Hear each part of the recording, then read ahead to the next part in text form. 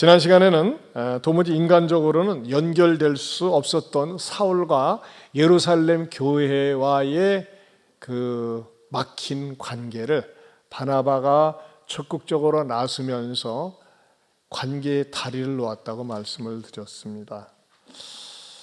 이 바나바는 정말 본받고 싶은 성품입니다. 그는 중재를 했어요. 중재.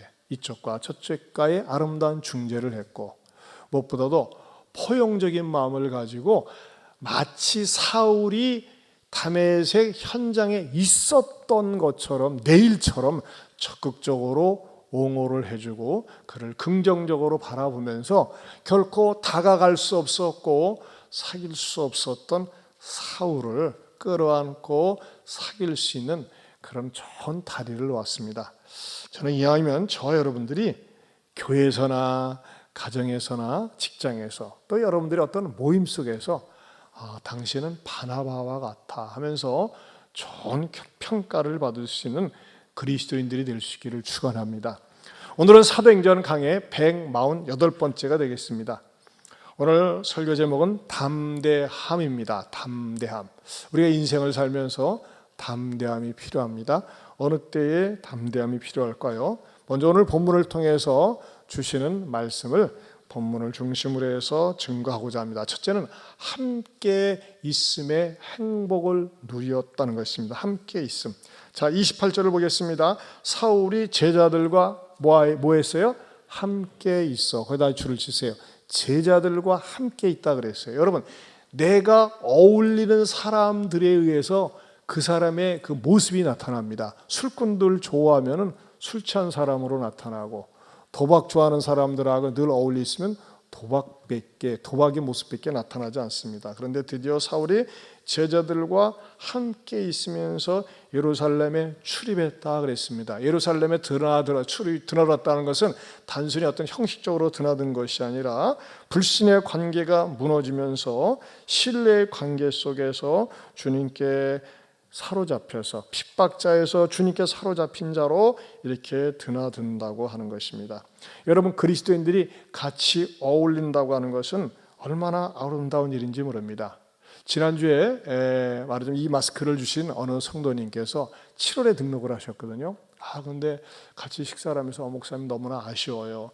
예전에 교회에서는 구역 모임에서 교제 나누고 사랑을 나누고 서로 기도 제목 나누고 간증 나누고 그런 걸 굉장히 좋아했는데 이 코로나 때문에 어느 것도 못하니까는 너무 아쉬워요. 그렇게 얘기를 하더라고요. 저도 그렇습니다. 그러면서 그 아쉬운 얘기를 들어주면서 다시 이 모든 관계가, 교제가 회복되길 원한다는 얘기를 했습니다. 근데 감사하게도 오늘도 우리 호산나 예정대로 진행이 되는 거죠, 집사님? 예. 어저께 우리 집사님이 아니에요? 어저께 우리 집사님이 안 하기로 했어요. 하는데 이야기를 하지 말라고. 근데 누군지 모르니까 나 얘기하고 싶어. 어쩔 수가 없어요. 우리 집사님 말이죠. 이쪽에 우리 부평동이라고 그러나? 그쪽에 아주 1947 펜션을 갖다가 난 시골에다가 펜션을 하는 케이스는 처음 봤어요. 지금 공사 중인데 잔디를 깔고 너무너무 좋은 거예요. 한 2,000평 대지에다가 현재 작업을 하고 있는데 저희 교육자들을 먼저 초청해서 따복스럽게 대접을 했는데 우리만 하는 줄 알았더니 오늘 또 이렇게 호산나 팀들을 초청해서 맛있는 걸 준비하고 있답니다. 근데 만약에 여기에 빠진다, 제명되지는 않겠지만은 밥값을 몽창 물도록 하겠습니다.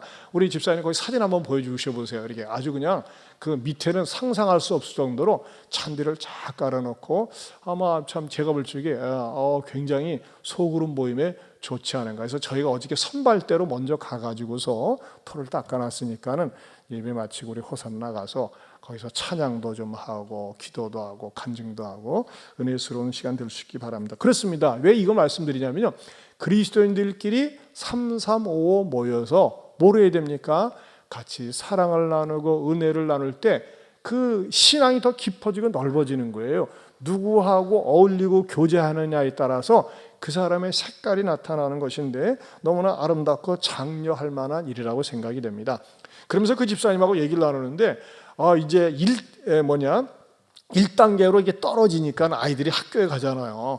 근데 이제 막 처음에 온라인 수업할 때 애들이 막 몸부림쳤잖아요. 학교 가고 싶어가지고. 또 사실 이제 신입생들 같은 경우 열심히 다녀야 되는데, 근데 이제 다시 학교로 3분의 2 이상 출석할 수가 있는데 기이한 현상이 일어났대요. 애들이 학교를 가기 싫어한대. 온라인에 혼자서 이렇게 까불고 노는 게 익숙하다 보니까는 학교에 가는 게 어색해가지고 이런 현상이 나타납니다. 선생님, 저 기침을 하는데 병원에 가야 되겠어요. 열이 나는데 학교 힘들 것 같아요. 온갖 핑계를 대고 또 학교를 안 간답니다. 그걸 혼자서 놀려고. 야, 이 좌우지간에 이 코로나 때문에 막 이 세상을 뒤집어 엎는 것 같아요. 이제 특별히 공부하기 싫은 애들은 얼마나 신나겠어요. 이제 공부를 하고 싶은 애들은 또 안 그렇겠지만, 어쨌든 이 코로나가 우리의 삶을 이렇게 송두리째 흐트러 놨습니다. 막 뒤바꿔 놨어요. 그런 가운데서도 세계적인 부호인 빌 게이츠가 코로나19가 우리에게 가르쳐준 교훈이라고 하는 글을 썼는데, 굉장히 이 글 속에 영감이 있더라고요. 야, 역시 그냥 부자가 아니라 뭔가 인사이트가 있구나. 어떤 교훈을 주느냐, 10가지 주는데, 첫째는요, 모든 사람이 평등하다고 하는 것을 가르쳐 줬다는 것입니다. 그렇죠?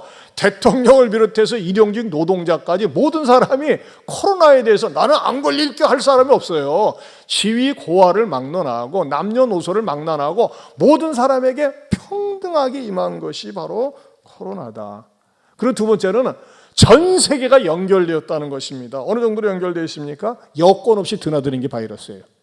그렇죠? 우리는 여건이 있어야 되는데 여건 없이 쉽게 드나들 수 있는 게 코로나 바이러스다. 그 다음에 세 번째로는요, 이 코로나를 통해서 정말 억압을 당하고 있는 사람들을 발견할 수 있었다는 것입니다. 지난주 우리가 미얀마 기도 제목을 드렸지만 미얀마는 얼마나 통제가 심한지 말이죠.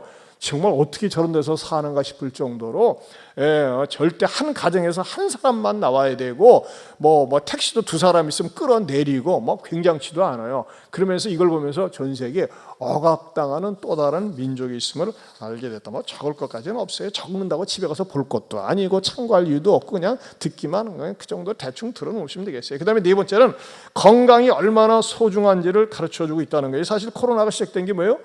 중국 우한에서 시작한 거예요. 중국 우한에서 이상한 말에 짐승들 잡아먹으면서 말이죠. 거기서 이렇게 사람의 몸에 오염이 된 건데 이 코로나를 통해서 우리가 정말 우리의 음식이라든지 건강관리를 잘해야 된다는 새로운 교훈을 주었다는 것과 다섯 번째는 우리가 해야 할 더 중요한 것이 무엇인가를 가르쳐줬다는 것입니다. 인생이 짧다는 것과 우리가 특별히 이때의 노인과 병약자들을 좀 더 돌보고 관심을 가져야 되지 않는가. 이 코로나 때문에 우리나라는 그래도 참 감사하지만은 노인들이 기저질환 환자들이 얼마나 빨리 세상을 떠납니까? 이 걸려가지고 그런 분들에 대해서 미련을 갖기 전에 우리가 아쉬워하기 전에 좀 더 섬겨야 된다고 하는 것을 가르쳐줬다는 것입니다. 그리고 코로나를 통해서 가족의 유대를 다시 한번 깨닫게 해줬다는 것이죠. 가정생활이 얼마나 소중한가. 우리를 집으로 돌려보내서 가정을 우리 집으로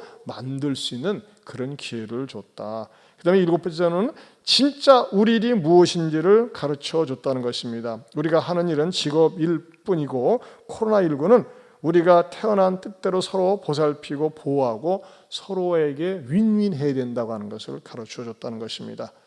그러면서 이 빌 게이츠가 8번째 그런 얘기를 했어요. 우리 자아상을 점검하는 계기를 줬다는 것입니다. 뭐냐?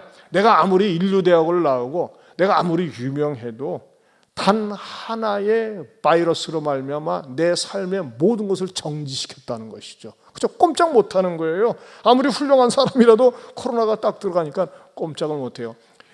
제가 칼렛에 속한 브라질의 고영기 목사님이라고 브라질에서는 가장 큰 교회예요. 수천 명이 모이는 교회인데 목사님도 사모님도 가족도 코로나에 감염이 됐어요. 그래가지고 막 긴급 그 문자가 왔어요. 중보기도로. 그래서 우리 교회 주보도 게재했었죠.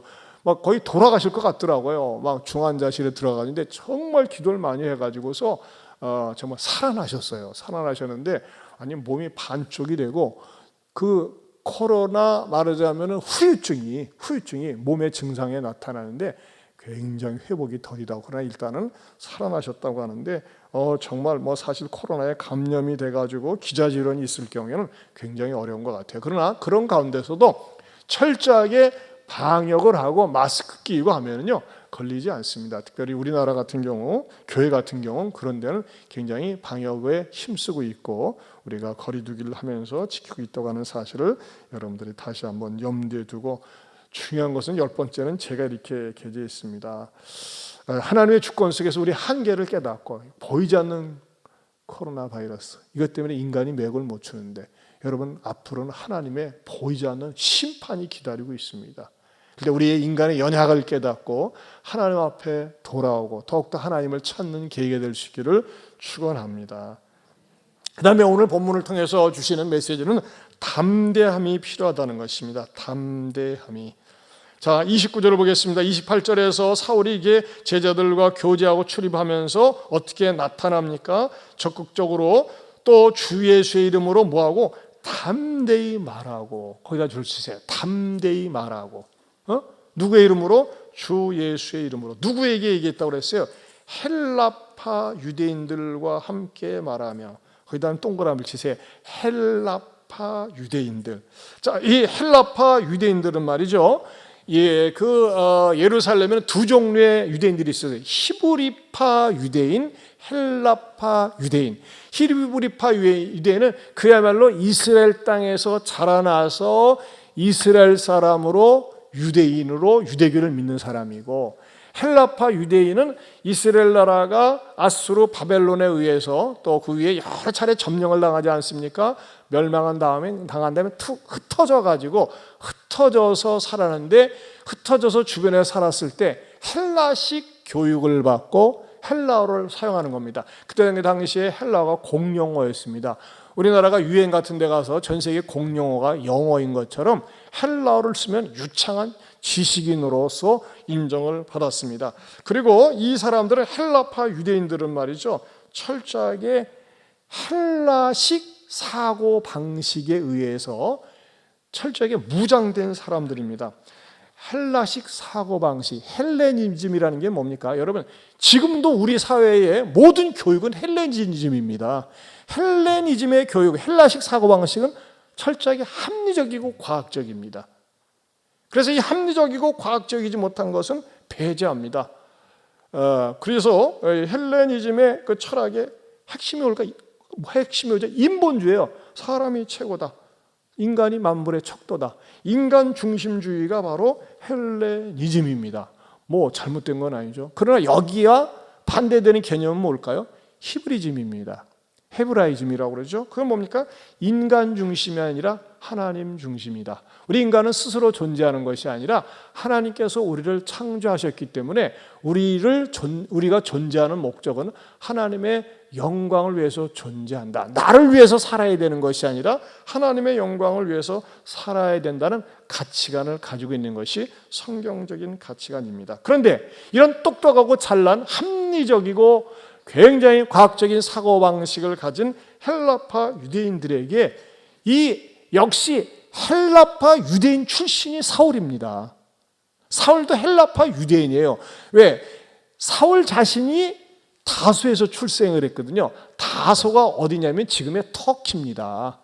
거기서 출생을 해가지고서 거기서 철저하게 유대인인데 헬라파 유대인으로서 교육을 받았는데, 그가 개종을 해가지고서 예수 그리스도의 복음을 전하고 있는 것입니다. 그런데 아무리 말이죠, 이 사울이 복음을 전해도 헬라파 유대인들이 가만히 듣고 보니까요, 이건 합리적이지 않네, 말도 되지 않네, 그러면 받아들이질 않았어요.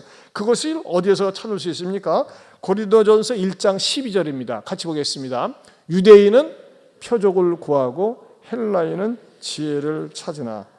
헬라인이 최고로 추정하는 것은 지혜예요, 지혜. 항상 지혜를 찾았어요. 근데 말이죠, 예수 그리스도라고 하는 복음은 뭡니까? 지혜라기보다는 예수 그리스도는 인물이고 스토리고 사건입니다. 인간이 추구하는 지혜를 통해서 헬라파 유대인들은 신을 추구하고 신을 찾고 신을 만날 수 있고 신을 만들 수 있다는 생각을 헬라인들이 가졌습니다. 그러나 헬라적 사고방식을 가진 사람들이 추구하고 있는 신, 그들이 만들어 놓은 신, 그들이 만들어 놓은 신을 숭배하는 그 자체가 허상이요 실체가 없었다고 하는 것입니다. 심지어는 어떤 일이 있었습니까? 이 헬라파 유대인들은요, 신들을 각자 도생하는 거예요. 자기가 많이 얘기하고 연구해서 나름대로 신을 만들어 가지고 섬기는데, 이것을 이 사도 바울이 나중에 그리스 아테네에 가봤더니 그 아테네의 로마 그리스의 문명이 대단하지 않습니까? 거기에 가가지고서 보니까요, 깜짝 놀랍니다. 신을 발견하는데 어떤 신을 발견하느냐? 사도행전 17장 21절에서 23절 현대인의 성경으로 이해를 돕기 위해서 이렇게 제가 번역된 것을 여러분에게 보여드리겠습니다. 같이 읽어보겠습니다. 시작. 아테네 사람들과 듣는 데만 시간을 보내고 있었다. 바울은 아레오바고 광장 가운데 서서 이렇게 연설하였다. 아테네 시민 여러분, 내가 보기에 여러분은 모든 면에서 종교심이 많은 분들입니다. 내가 이리저리 다니며 여러분의 예배처를 살피다가 알지 못하는 신에게라고 새긴 제단도 보았습니다. 그래서 여러분이 지금까지 모르고 예배해온 그 신을 내가 알려주겠습니다. 이렇게 사도 바울이 신을 섬기는데 신을 만들었다니까요. 근데 예를 들면 그리스 로마에 등장하는 신이 12신 아닙니까? 뭐 아폴로 신, 제우스 신, 뭐 술신, 바카스 신, 이런 말이죠. 자기네들의 상상에서 만들어 놨어요. 근데 신을 죄다 만들어 놨는데 더 이상 뭐 만들 게 없어요. 그러나 뭔가 하나 만들어야 되면 아리까리하고 헷갈린다 그래가지고 알지 못하는 신, 알지 못하는 신을 만들어 놓고 숭배하는 그 어리석음을 보고 바로 사도 바울이 그들에게 제대로 된 신을 알려주겠습니다 하는 내용이 밝은 읽은 내용입니다. 여러분, 세상의 모든 종교는, 세상의 모든 신은 사람이 만들었습니다. 그래서 어떤 사람들이 얘기할 때, 기독교를 공격할 때 그거 사람이 만든 거 아니야. 무엇을 통해서 만듭니까? 여러분, 아폴로 신화, 그리스 신화 뭐예요? 상상력을 동원해서 만든 거예요. 실제는 현실이 아니에요. 있었던 일도 아니에요. 그냥 상상을 마음껏 동원해가지고 만든 거예요. 그러면 기독교도 그렇게 만든 게 아니냐? 사람들이 공격하고 이야기를 합니다. 그러나 기독교는 사람이 만든 게 아닙니다. 기독교는 상상의 산물이 아니라고 하는 것입니다. 세상의 모든 종교는 나름대로 연구하고 상상 속에 의해서 가상으로 만들었어요. 여러분, 세상의 모든 종교는요, 일종의 픽션입니다. 픽션. 픽션은 뭡니까? 일종의 소설이에요. 기독교는 픽션이 아니에요. 기독교는 넌픽션입니다. 기독교는 분명한 사실과 진실에 의해서 만들어졌습니다. 그리고 모든 종교는 사람이 연구하고 추구하면서 만들어진 것이지만 기독교는 하나님께서 계시를 사람에게 주셨고 하나님께서 직접 우리들에게 보여주신 것이 바로 기독교입니다. 기독교는 생명입니다. 생명. 기독교는 다른 종과 똑같은 라인에 놓고 이야기해서는 안 됩니다. 일반적으로 기독교도 나는 종파 가운데, 종교 가운데 하나라고 얘기하지만 엄밀한 의미에서 기독교는 사람이 만든 종교가 아니라 하나님께서 만드신 생명의 시작이요 생명의 종교라고 하는 것입니다. 그 가운데서도 가장 중요한 것이 뭡니까? 예수님이라는 분입니다. 예수님은 어떤 분입니까? 원래 이 지구상의 사람이 아니었어요. 예수님은 하나님과 함께 하늘에 계시다가 세상이 죄로 말미암아 멸망당하는 것을 하나님이 보실 수가 없으니까 하나님의 아들로 사람의 몸을 입고 이 땅에 오셨습니다. 그런데 어떻게 오셨습니까?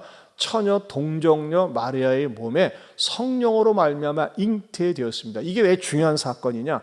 죄의 영향을 받지 않기 위해서. 세상의 모든 교주들은 죄의 영향을 받았습니다. 하지만 예수님은 죄의 영향을 받지 않고 이 땅에 오셔서 죄인을 위해서 살다가 죄인을 위해서 십자가에 못 박아 죽임을 당했습니다. 그런데 저와 여러분과 같은 죄인들이 그 예수님이 나의 죄를 위해서 십자가에 못 박아 죽임을 당하셨구나, 이것을 받아들일 때 그 사람에게 구원이 임하고 영생이 선물로 주어지는 것입니다.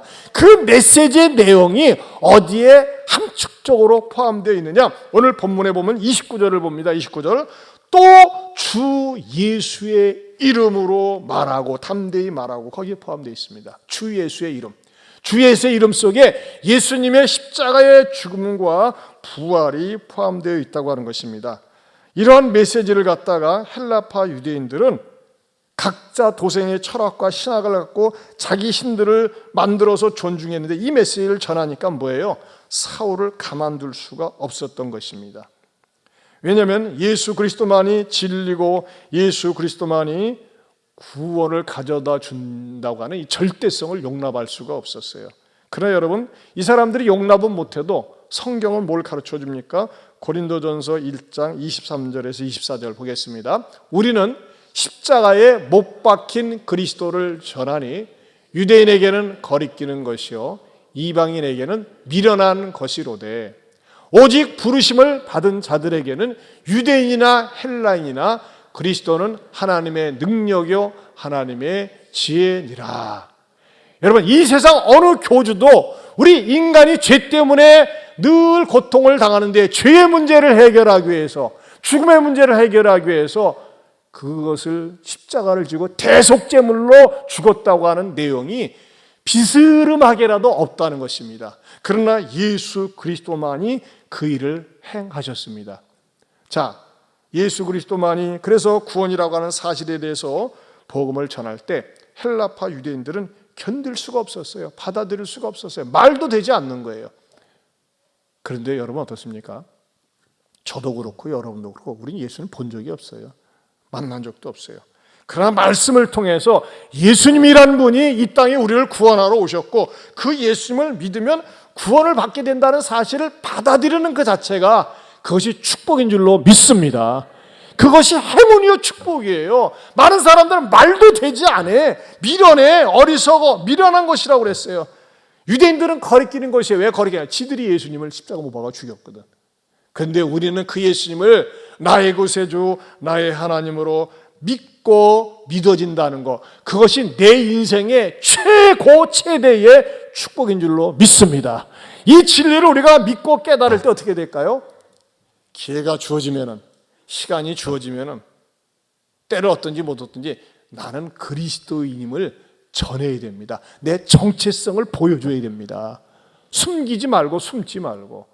지난주 목요일 날 우리 교회 장로님하고 극동방송국 이렇게 이제 출연하기 위해서 차를 타고 가는데 우리 장로님이 전화를 딱 받았어요. 엄장로님. 예? 뭐라고요? 뭐? 왜 그런 일이 있을 수 있어요? 아이 참 어이가 없네. 알았어요. 끊었어요. 그래서 무슨 내용인가 했더니 우리가 이제 2015년도에 입당을 했는데 이제 시간이 지나면서 옥상이 이제 크랙이 생기는 거예요.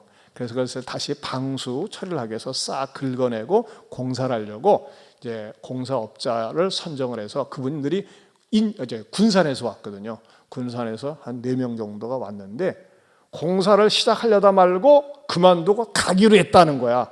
그 말이 안 되죠. 진작에 얘기를 했는데 그럼 무슨 사연이 있는가 했더니 우즈베키스탄에서 온 우즈베키스탄에서 온 노동자가 여기가 뭡니까? 모르고 올라온 것 같아 봤더니 예배당이요. 예배당 공사라니까 나는 무슬림이기 때문에 공사에 참여할 수 없습니다. 나는 가겠습니다 하고 간다는 거야. 그러니까 그 사람이 또 중요한 일을 맡았나 봐요. 그러니까 일을 못하고 전체 그냥 가버렸어요. 그래가지고 참 어이가 없는 거예요. 그래서 제가 또 방송국 갔다 와가지고 실제로 그러한가 하고 현장을 가와가지고 현장 사진을 찍었습니다. 이렇게 봤더니 말이죠. 이렇게 그냥 장비랑 이렇게 싹 이렇게 뭐 페인트 칠하기 위해서 그걸 놓고 그냥 사라져 버렸어요. 이야, 그러면서 제가 충격을 받았어요. 아니 세상에, 우즈베키스탄에서 정말 먹을 것이 없고 일거리가 없어가지고 돈 한 푼이 아쉬운 친구가 여기 와가지고서 일을 하는데 여기가 예배당이라니까 어머나 우리 알라시니 알란가 모를란가 알면 큰일 나겠네 해가지고 갔다는 거예요. 나는 이게 도전이 돼요. 이야, 일용직 근로자도 여기서 하루 일당이 한국이 일당이 세지 않습니까? 이동직 근로자도 자기가 믿는 무슬림 신앙 때문에 예배당에서 예배당 공사하는 거 내가 참여하면 우리 신이 기뻐하지 않는다. 그 생명 없는 종교, 가짜 종교를 믿는 그런 무슬림도 자기가 분명한 입장을 취하는 거예요. 가가지고 사장한테 뒤따 혼났대요. 야, 네가 돈 벌러 왔지 뭐. 어쨌든 그래도 자기는 싫다고. 그래가지고 다음에 공사할 때 그 친구 빼고 다른 사람 데리고 왔어요. 이야, 그것에 비해서요, 우리 교인들이 얼마나 때로는 비겁한 교인들이 많은지, 유약하고 연약한 교인들이 많이 있는지, 하나님 앞에 나가서 나는 그리스도인입니다. 나는 그리스도인이기 때문에 이런 짓 못합니다. 나는 그리스도인이기 때문에 담배 안 핍니다. 나는 그리스도인이기 때문에 하나님의 성전이기 때문에 내 몸뚱아리에 술을 못 붓습니다.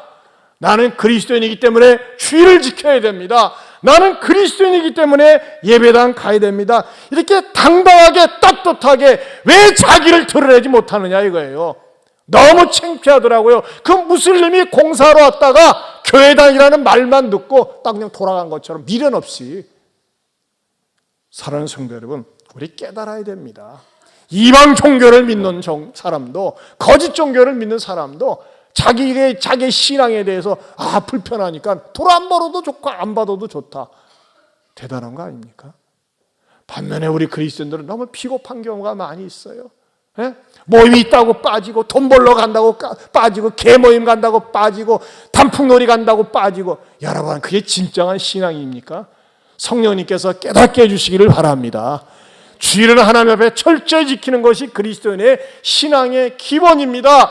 말씀대로 살려고 하고 세상 사람들과 어울리고 일터 속에서도 내 신앙 양심에 어긋나면 나는 그리스도인입니다. 이걸 밝히면서 노라고 얘기할 수 있는 그리스도인, 때로는 내가 그리스도인을 공개할 수 있는 그리스도인 될 수 있기를 축원합니다. 제가요, 어저께 유튜브를 하나 보다가 참 또 놀랐어요. 개인적으로는 별로 참 좋아하지는 않는데, 일단 보세요.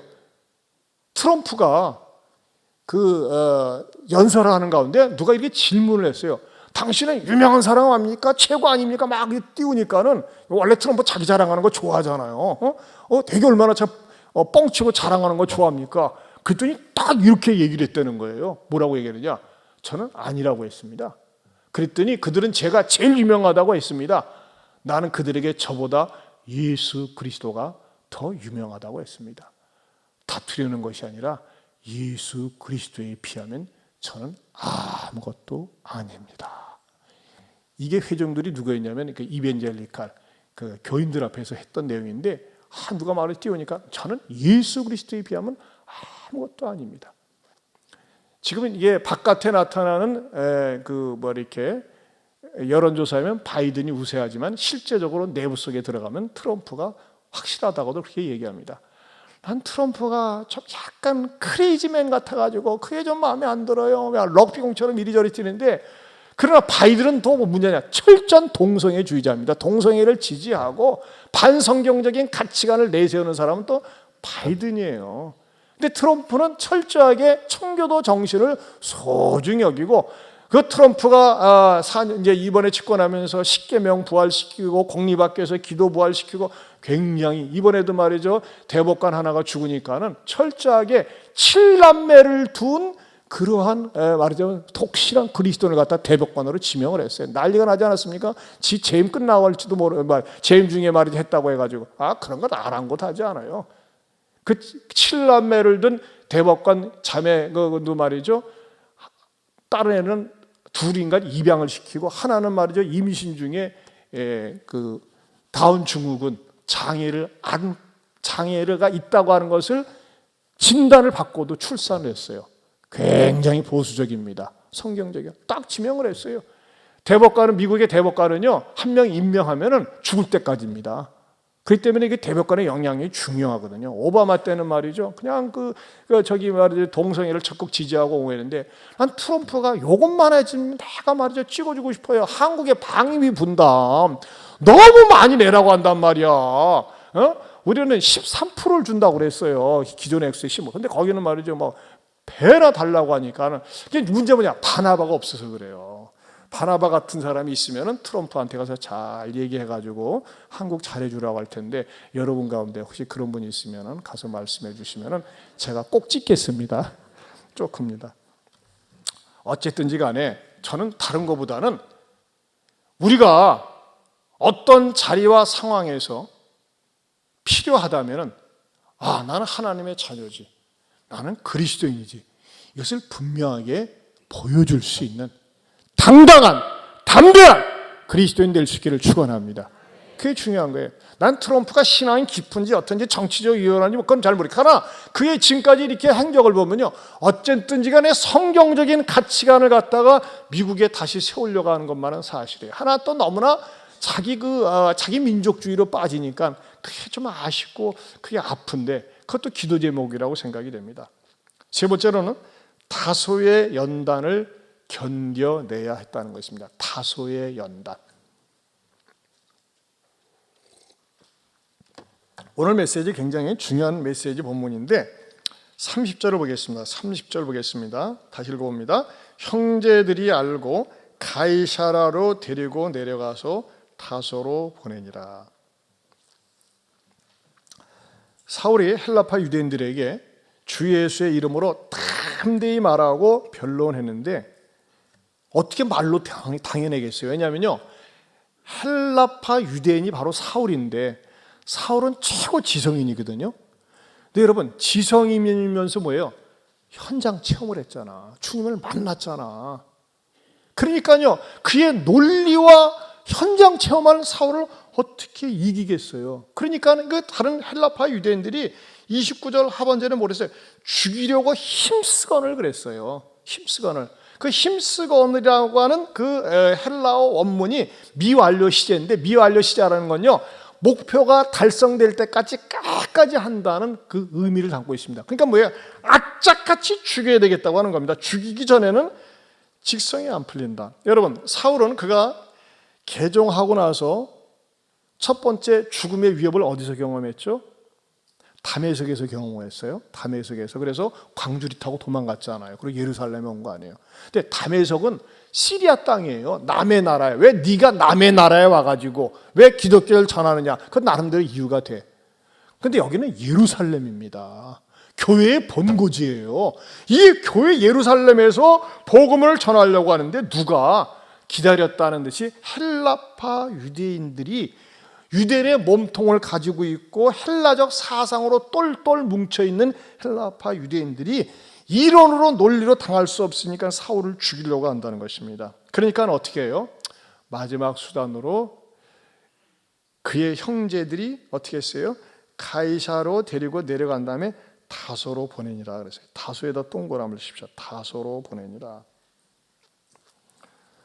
우리가 이 성경을 때로는 읽을 때 이렇게 평면적으로 읽으면 별로 이렇게 뭐 어떤 느낌이나 감동이 없어요. 그래서 이제 해석이 필요하고 그 담겨진 뜻이 필요한데, 여러분, 예루살렘에서 가이사랴로 내려갔다가 그 다음에 다소로 가는데 예루살렘에서 다소까지의 거리가 약 700km입니다.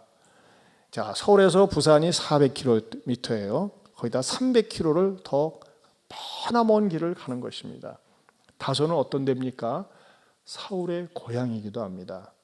박형을 해야 됩니다. 그런데 여러분, 사울의 입장에서는요, 다시 다소로 내려간다는 게 너무나 큰 상처가 됩니다. 왜냐하면요, 복음의 본고지, 복음 교회가 시작하는 거 얼마나 예루살렘에 머물면서 복음을 증거하고 싶었겠어요. 그런데 그 다메섹에서 천신만고 끝에 예루살렘으로 입성을 해서 제자들과 교류를 나누게 되는데, 그 가고 싶었던 예루살렘, 머물고 싶었던 예루살렘은 단 15일밖에 못 머무른다는 것입니다. 어디에 나와 있느냐? 갈라디아서 1장 18절에 나와 있습니다.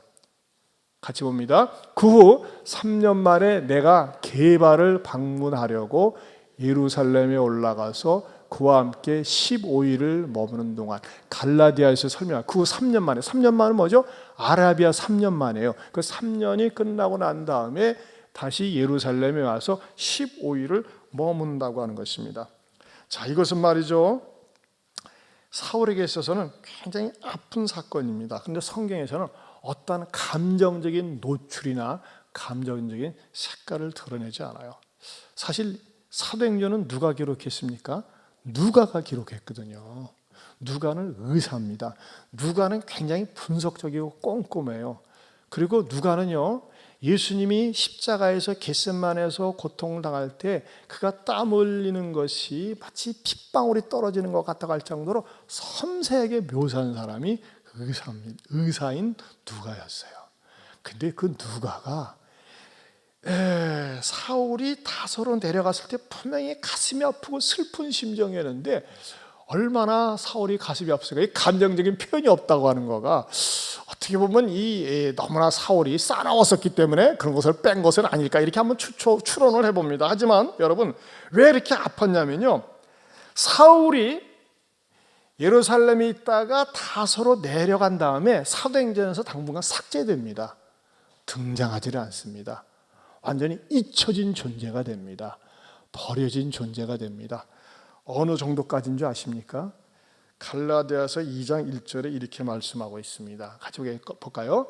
14년 후에 내가 바나바와 함께 디도를 데리고 다시 예루살렘에 올라갔나니 몇 년 동안요? 14년입니다. 14년 동안 이 사울은 당분간 잊혀진 존재가 된다고 하는 것입니다. 자, 다시 한번 정리를 할게요. 자, 보세요. 여러분 이해를 돕기 위해서요. 사울은 어떤 사람이었어요? 핍박자였어요. 예루살렘에서 대제사장들의 권한을 받아가지고 씩씩거리면서 어디까지요? 다메섹까지 240km 되는 다메섹까지 예수 믿는 것들을 잡아 죽이려고 올라갑니다. 올라가다가 예수님을 중간에서 만나가지고 꼬꾸라져가지고 회개하고 있을 때 아나니아가 나타나서 안수를 하고 두 눈이 찌어집니다. 그리고 그 제자들과 더불어 교제를 하면서 감동을 받아가지고 다메섹에서 복음을 전하는데 한계를 느끼고 아라비아에 가서 3년 동안 다시 한번 자기가 가지고 있는 신앙, 율법과 복음과의 관계를 정립하면서 아라비아에서 다시 다메섹으로 왔어요. 그리고 다메섹에 와가지고 담대하게 복음을 전하는데 또 죽이려고 하니까 밤중에 광주리를 타고 도망쳐가지고 마침내 예루살렘에 와가지고 예루살렘에서 바나바를 통해서 관계가 트인 다음에 다시 담대하게 복음을 전하려고 하니까 진짜 골수분자들이 나타나가지고 끝을 봐야지만 살겠다 하면서 사울을 죽이려고 해요. 그게 머문 시간이 며칠이었다고요? 15일. 그러면서 다소로 다시 내려가는데 그게 세상에 금방 내려갔다 올 줄 알았더니 14년이 걸렸어요. 여러분 14년이 장난입니까? 아닙니다. 1년만 안 봐도 멀어지는데 14년 동안 잊혀진 존재, 사라진 존재가 되었습니다. 그리고 어느 때에 다시 회복이 됩니까? 사도행전 11장에 25절에 등장을 합니다. 11장 25절에 어떻게 등장을 하느냐? 바나바가 사울을 찾으러 다소에 가서 뭐예요? 14년 만에 찾으러 간다고 하는 것입니다. 그렇다면 이 14년의 세월은 우리들에게 무엇을 의미하고 가르쳐 주는 것일까요? 사울이 다소라고 하는 고향을 떠나서 예루살렘으로 진출할 때는 다소 지방에서는 최고 인기짱이었습니다. 이야, 머리가 똑똑해, 대단해. 그래가지고 지금으로 하면 하버드 대학 같은데 가말리엘 문화생으로 들어가서 최고의 율법학자가 된 사람 가운데 하나가 사울이었습니다. 그리고 젊은 나이에 공의원이 되었고, 그러니까 한마디로 얘기해서 이 다소 지역에서는요 사울하면 인물이었어요, 인물. 그런데 어떻게 다소로 내려가는 겁니까? 율법을 배신한 배신자, 유대교를 배신한 배신자, 기독교로 탈바꿈한 배신자, 그러면서 버림받은 자 해가지고 낙오가 찍혀가지고 고향 다소에 와서 운둔하면서 보내야만 했다는 것입니다. 여러분 인간적으로 생각하면 얼마나 가슴이 아프고 답답하고 슬프겠습니까? 그러나 하나님은 사울에게 그것이 필요하기 때문에 14년 동안 다소에 딱 처박혀 있기게 했습니다. 그래서 사울은 14년 동안 뭐 했을까? 제가 이렇게 기도하면서 이렇게 하나님께 여쭤봤을 했더니 하나님께서 계시 의준 상상력을 동원해서 사고 스승을 만나게 해주셨어요. 사고 스승. 그 사고 스승은 뭐냐? 첫 번째는 고독이라고 하는 스승입니다. 얼마나 고독했겠습니까? 사울은 가족이 없습니다. 결혼도 하지 않았습니다. 얼마나 외롭고 고독합니까? 사람들한테 다 버림받은 것 같습니다. 그러나 그는 깊은 고독을 통해서 하나님께 더 깊이 나아가는 그런 영적인 깊은 관계가 됩니다. 그러면서 두 번째 교사는 뭐였을까요? 고난입니다. 모든 것이 사방팔방 막혀가지고 자기를 에워싸면서 힘들게 합니다. 고난이 있습니다. 그러나 그 고난이라고 하는 스승을 잘 만나서 고난을 잘 감당합니다. 세 번째는 뭐였을까요? 민생고는 해결이 될 거 아니에요. 고생을 합니다. 그가 텐트 메이커였어요. 텐트를 만들고 수리하면서 자기 손으로 벌어서 먹고 살아야 돼요. 대율법 학자가 말이죠. 그 고향에 와가지고 텐트 만들어 주면서 먹고 살았습니다. 그러면서 그에게 기다리고 있는 마지막 훌륭한 선생은 뭡니까? 고상한 인격의 소유자가 됩니다. 누구가 됩니까? 내가 죽는 것은 유익하니 나는 그리스도밖에 존귀하게 여길 자가 없다고 하면서 자기 상황 가운데 남아있는 것은 그리스도밖에 없도록 그 14년 동안 철저하게 뭡니까? 고독과 고난과 고생을 통해서 예수님 사람으로 닮아간다는 것입니다. 저는 여기서 말이죠, 담대함이 필요한 거라고 생각이 됩니다. 여러분 보세요. 보통 어떤 사람들이 많이 넘어지는지 아십니까? 체험도 많이 하고 은사도 많이 받고 능력도 받은 사람이 아무런 대답이 없는 거예요. 방문해 주는 사람도 없고 알아주지 않을 때 얼마나 실족하겠습니까? 다시 옛날로 돌아갈 수 있어요. 그러지 않습니까? 그러나 사울은 이 깊은 14년의 어둠과 같은 그런 다소 이 광야와 같은 그곳에서 고독과 고난과 고생을 통해서 더욱더 주님을 닮아갑니다. 이것을 무슨 담대함이라고 할까요? 소극적 담대함이라고 말씀드리고 싶어요. 적극적인 담대함을 가지고서는 항상 주님을 전했고, 소극적인 담대함을 통해서는 나에게 주어진 환경을 원망하거나 불평하지 않고 감당하는 거예요. 어떻게 해요? 패시브 파저티브한 겁니다. 수동적 능동성, 내 주어진 환경은 피할 수 없지만 그 환경 속에서 내가 적극적으로 주님 앞에 가까이 나가는 것입니다. 그러면서 저는 성령님께서 이런 깨달음을 주시더라고요. 우리에게도 다소가 있다는 것입니다. 우리 모든 지금 공동체가 코로나 다소에 갇혀 있어요. 어떤 사람도 이 코로나 다소에 자유로운 사람이 없어요. 그렇지 않습니까?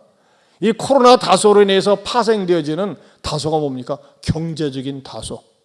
얼마나 장사하시는 분들, 사업하시는 분들 힘들지 몰라요. 힘든지, 어려운지 몰라요. 막 속된 말로 죽을 지경이라고 합니다. 그러지 않습니까? 어떤 분은 질병의 다소에 갇혀 있습니다. 어떤 분은 관계의 다소에 갇혀 있더라고요. 사람 만나기가 싫고 사람이 꼴 보기 싫어요. 사람 속에 갇혀 있는 거예요. 가족 관계에 다소에 매여 있습니다. 그러나 여러분, 이런 다소, 여러분들에게 어떤 종류의 다소가 있을지 모르지만 그 다소 속에서 사울은 뒤를 돌아보지 않았습니다. 해찰하지 않습니다. 한눈 팔지 않습니다. 더욱더 주님의 임재를 사모하면서 주님을 갈망하면서 잘 감당하고 말씀을 붙들고 기다렸더니 다소가 뭐 있게 됩니까? 다이소가 됩니다. 다이소에서 나온 게 다이소더라고요. 다소 체험은 사울에게 있어서 필요한 것이었습니다. 여러분, 우리 인생에 있어서 하나님이 그 사람을 다듬을 때 다소 체험이 있어야 됩니다. 나 같으면 막 잘할 것 같은데, 헐헐 날아갈 수 있을 것 같은데 하나님이 꽉 누르시는 겁니다. 왜? 네가 그대로 나가면 빨리 죽을 것 같아.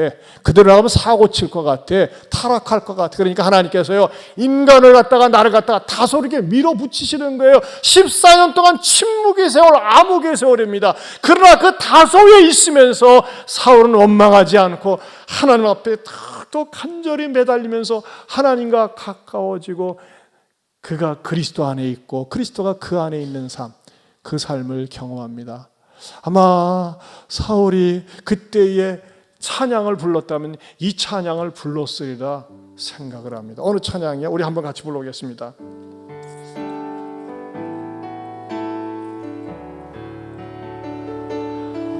오직 주의 사랑에 매여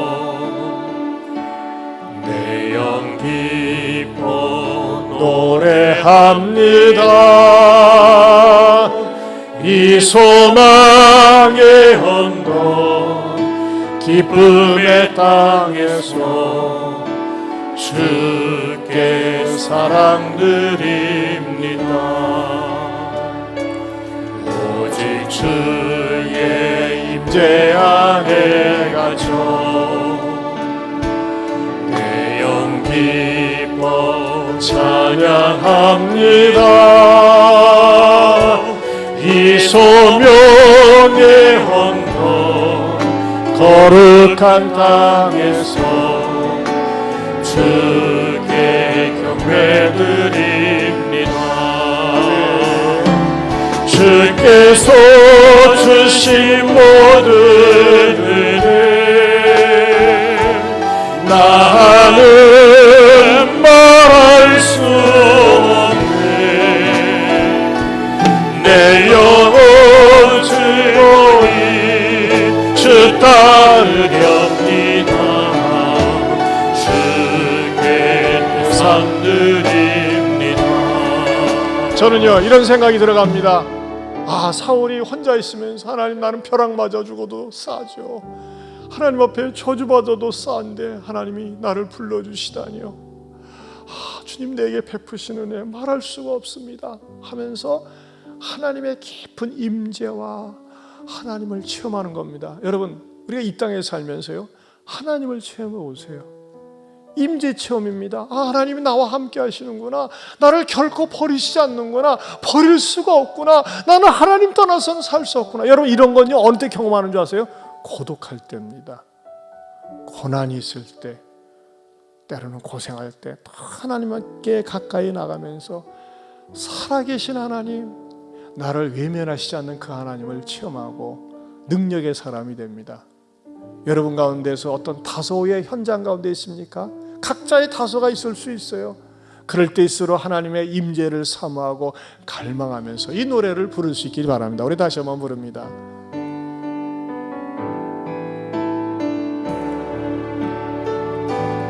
오직 주의 사랑에 내 영 기뻐 노래합니다. 이 소망의 언덕 기쁨의 땅에서 주께 사랑드립니다. 오직 주의 임재 안에 가서 내 영 기뻐 찬양합니다. 이 소명의 언덕 거룩한 땅에서 주께 경배드립니다. 주께서 주신 모든 은혜 나는 말할 수 없네. 내 영혼 주로이 주 따르렵니다. 주께서 주신 모든 은혜 주께서 주신 모든 은혜 나는 말할 수 없네.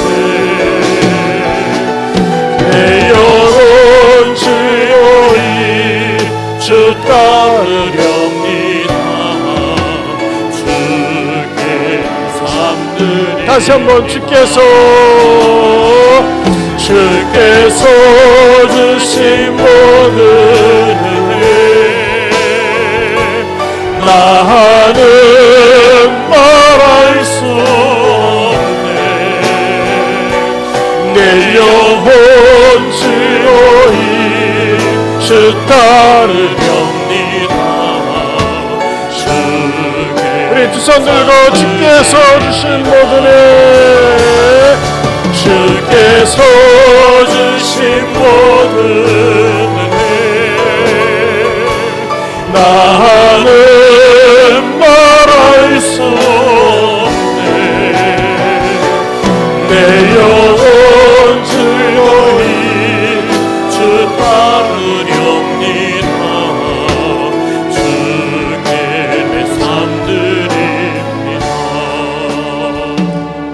사랑하는 성도 여러분, 한번 눈을 감고 생각해 봅시오. 여러분 가운데는 내가 지금 이럴 처지가 아닌데, 이런 데 있어야 되지 않아야 되는데, 이렇게 해서는 안 되는데 하면서 다소에 있습니까? 인생의 다소, 관계의 다소, 물질의 다소, 질병의 다소에 있습니까? 여러분, 다소에서 원망하고 입술로 죄짓지 마시고 하나님을 찾으세요. 우리에겐 담대함이 필요합니다. 적극적인 담대함은 필요에 따라서 내가 그리스도인을 드러내야 되고, 소극적인 담대함 잘 감당해야 됩니다. 믿음의 영적인 내공을 길러야 됩니다. 하나님 잘 감당하게 하시고, 이럴 때에서 내 다소에서 주님을 찾게 하여 주옵소서. 감당하게 하옵소서. 견디게 하여 주옵소서.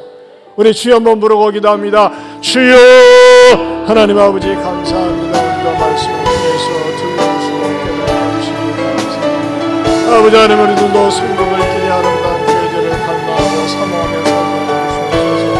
더 나아가서 아버지 하나님 앞에 주님을 담대히 전할 수 있는 아버지 하나님여 적극적인 담대함, 또 아버지 하나님 내가 불리하고 억울하고 가지 말아야 되는데 가 있고, 머물지 말아야 돼 머물러야 되는 상수에 있다면 하나님 아버지가 잘 감당하고 말씀을 붙들고 이겨시며 살수 우리 모든 성도들이 되게 하여 주시옵소서. 그래서 다소를 잘 감당하고 하나님 앞에 더욱더 단련된 다음에 연단된 다음에 쓰임받을 수 있는 우리 모든 성도들이 되게 하여 주시옵소서. 하나님 아버지, 우리가 코로나 시대에 담대함이 필요합니다.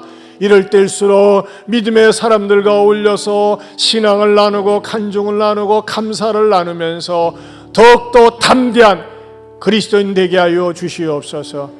그러나 주님, 우리 성도들 가운데는 어두운 다소에 아무도 기억해 주지 않고 찾아와 주지 않고 말도 할 수 없는 다소에 있는 분도 있습니다. 물질적으로, 질병으로, 관계에, 가족에 주님 이런 다소에 있는 분들이 있습니까? 하나님은 절망하거나 낙심하지 말게 해주시고 나를 바라보지 말게 하시고 주님 고독 가운데서, 고난 가운데서, 고생 가운데서 더 주님의 임재를 체험하며 주님 닮은 고상한 인격으로 나오게 하여 주시옵소서. 이제는 우리 주 예수 그리스도의 은혜와 하나님 아버지의 변함이 없는 사랑과 성령님의 감화감동, 교통하심의 은혜가 적극적인 담대함과 소극적인 담대함으로 그리스도인으로서 정체성을 잃지 않고 살겠다고 다시 한번 다짐하는 모든 성도들 위해 영원토록 함께 있을지어다. 아멘.